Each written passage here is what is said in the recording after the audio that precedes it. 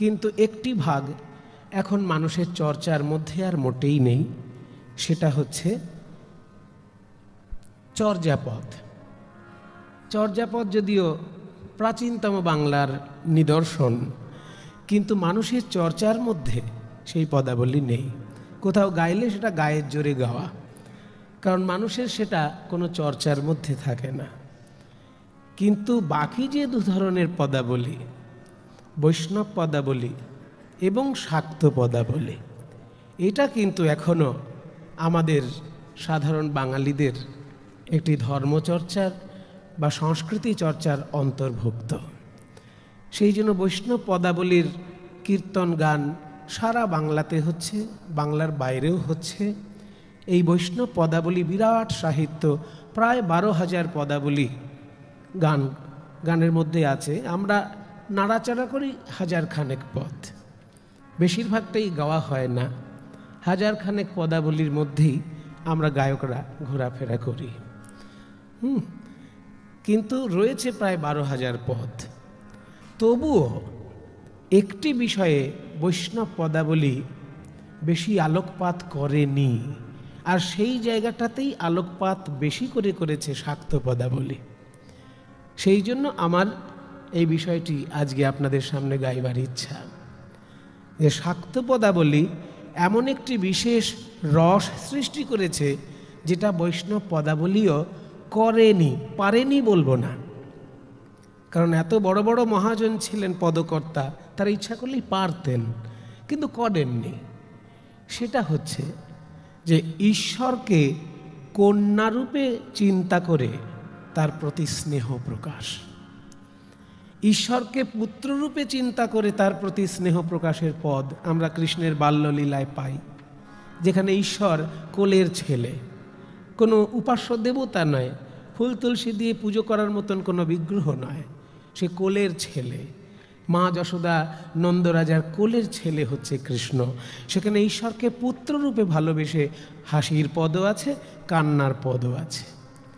কিন্তু ঈশ্বরকে কন্যারূপে চিন্তা করে গান গাওয়া, এটা কিন্তু বৈষ্ণব পদাবলী খুব বেশি করেনি।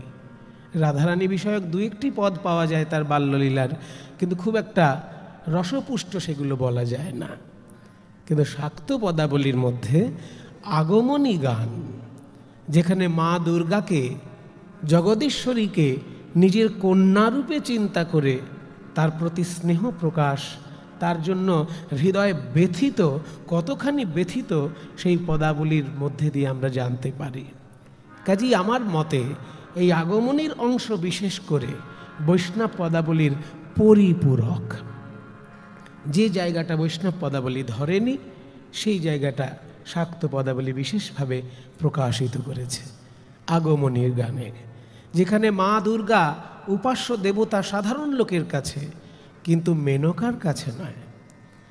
মা মেনকা হিমালয়ের যিনি স্ত্রী, তার কাছে কিন্তু দুর্গা ঘরের মেয়ে, আর সেই ঘরের মেয়ে হিসেবেই আজকে আমাদের গানগুলোর মধ্যে আমরা দেখব।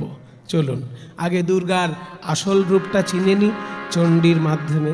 চণ্ডীতে কিন্তু অনেক শ্লোক, কিন্তু একটা মাত্র শ্লোকে গোটা চণ্ডী বর্ণনা করেছেন কোনো একজন মহাজন। কে করেছেন সেটা এখন অবধি জানা যায়নি, কিন্তু সেই শ্লোকটি আপনাদের সকলের শোনা, যে শ্লোকটার মধ্যে সম্পূর্ণ চণ্ডীর একদম 13টি অধ্যায় পরিষ্কারভাবে তুলে ধরা হয়েছে একটা মাত্র শ্লোকে। গোটা চণ্ডী যদি কারোর পড়া অভ্যাস থাকে, বাড়িতে অনেকেই চণ্ডী পাঠ করেন, যদি বাংলা অনুবাদটা পড়েন দেখবেন চণ্ডীতে মূল গল্প তিনটে কাহিনী চণ্ডীর মধ্যে। প্রথম অধ্যায়ে একটা কাহিনী, 3 থেকে দ্বিতীয় থেকে চতুর্থ অধ্যায় পর্যন্ত দ্বিতীয় কাহিনী, এবং 5ম থেকে 13 অধ্যায় পর্যন্ত বড় একটা কাহিনী। এই 3টে কাহিনীকেই কিন্তু একটা শ্লোকের মধ্যে ঘোষণা করেছেন কোনো একজন পণ্ডিত, এবং সেই শ্লোকটি দিয়েই কিন্তু আমাদের মহালয়াতে যে রেডিওতে শুরু হয় মহিষমর্দিনী, ওই শ্লোকটি দিয়েই কিন্তু শুরু হয়। কিন্তু যেহেতু শুধু শ্লোকটাই পাঠ করা হয়, ব্যাখ্যা হয় না, সেখানে আমি ব্যাখ্যাটা আপনাদের কাছে একটু করব। ইয়া चण्डी मधुकैटभादिदैत्यदलने या माहेशो मूलिनी या क्षण चूर्ण मथने या रक्त बीजाक्षनी शक्ति शुंभने शुंभ दैत्यदलने या सिद्धि दात्री परा सा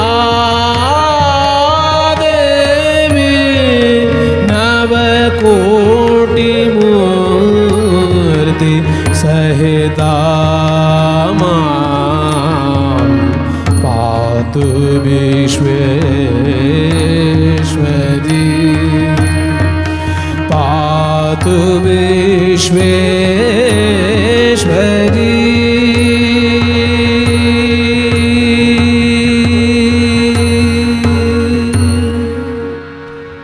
এই শ্লোকটি আপনাদের শোনা আছে, প্রতি বছরই শুনতে পান, আর টিভির দৌলতে যখন তখন শুনতে পান।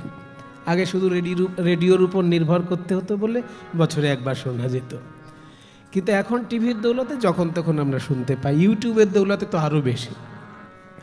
কিন্তু মানেটা কি? ইয়া চণ্ডী, ইয়া মানে যিনি, যে চণ্ডী, ইয়া চণ্ডী মধুকৈটভাদি দৈত্যদলনী। ব্যাস, 1 নম্বর অধ্যায় শেষ। চণ্ডীর প্রথম অধ্যায় যেটা, সেইখানে মধুকৈটভ বধের প্রসঙ্গ রয়েছে। বিষ্ণু যখন শুয়েছিলেন সেই সময় ঘুমের মধ্যে অনেক সময় আমাদের কান চুলকালে আমরা এরকম করি না, ঘুমের মধ্যে কখন যে কানে হাত চলে গেছে নিজেও বুঝতে পারি না। তো শ্রী বিষ্ণু ঘুমোতে ঘুমোতে কানে হঠাৎ এরকম হাত দেওয়াতে ওই কর্ণমল থেকে উৎপন্ন হলো 2টি দৈত্য, তার নাম মধু আর কৈটভ। আর সেই মধু কৈটভ এমনভাবে মুনি ঋষিকে অত্যাচার শুরু করে দিল, তারা সবাই তখন কাতর কণ্ঠে প্রার্থনা করতে লাগলেন। বিষ্ণু তো ঘুমোচ্ছেন, তাকে জাগাবে কে? ভিতরের শক্তি যদি না জাগে, ঘুমন্ত মানুষ জাগে না।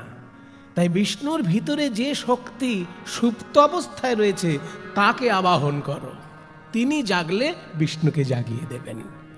তাই মুনি ঋষিগণ তখন ওই বিষ্ণুর হৃদয়স্থিত শক্তিকে কাতর কণ্ঠে ডাকতে লাগলেন। তাদের কাতর কণ্ঠে যখন শক্তি প্রকাশিত হলেন, বিষ্ণু জাগরিত হলেন। বিষ্ণু দেখলেন 2 জন দৈত্য আর মুনি ঋষি একদিকে। কি ব্যাপার মুনি ঋষি, আপনারা ডাকছেন কেন? বলে এই 2 দৈত্য আমাদের ভয়ঙ্কর কষ্ট দিচ্ছে, মধু আর কৈটভ এদের নাম। তো বললেন ঠিক আছে মধু কৈটভ, তোমরা আমার সঙ্গে যুদ্ধ করো। বলছেন যে ঠিক আছে যুদ্ধ করব। কিন্তু আপনারা শুনলে অবাক হবেন, বিষ্ণুর কানের ময়লা থেকে জন্মেছে দৈত্য, কিন্তু বিষ্ণুর সঙ্গে যখন যুদ্ধ করলেন বিষ্ণু হেরে গেলেন। বিষ্ণু হেরে গেলেন। এবার বিষ্ণু যেই হেরে গেলেন, মধু কৈটভ তো ভাবতে লাগলো কি যেন হনুরে, বিষ্ণুকে হারিয়ে দিয়েছি মানে সব শেষ। এবার বিষ্ণু তখন করজোড়ে বলছে, হে দৈত্য 2 জন, তোমরা আমাকে একটা বর দাও। বলে হ্যাঁ হ্যাঁ, হেরে যখন গেছো যা চাইবে দেবো, বলো কি চাই। বিষ্ণু বললেন এই বর দাও আমি যেন তোমাদেরকে মারতে পারি। ব্যাস, এবার দৈত্য তো বলে বিপদে পড়েছে। বিষ্ণু বলছে যেন মারতে পারি। দৈত্যগুলোও চালাকি করলো যে মারতে পারো, যেখানে জল থাকবে না সেখানে আমাদের মারো। আর তখন তো চারিদিকেই জল। বিষ্ণু বললেন ঠিক আছে, যেখানে জল থাকবে না সেখানেই তোমাদেরকে মারবো। শ্রী বিষ্ণু বিরাট বড় শরীর ধারণ করলেন, নিজের কোলের উপর রেখে দুই দৈত্যকে বিনাশ করলেন। তাহলে এই যে বিষ্ণু মধু আর কৈটবকে বিনাশ করলেন, তার মূল শক্তিকে কিন্তু মুনি ঋষিগণ জাগরিত করেছিলেন। এইটা বলার জন্য প্রথম অধ্যায়ে মধু কৈটবের প্রসঙ্গ। দেখুন আপনারা শ্লোকটা এবার, ইয়া চণ্ডী মধু কৈটভাদি দৈত্য দলনী। তার মানে প্রথম অধ্যায়টা এইখানেই শেষ।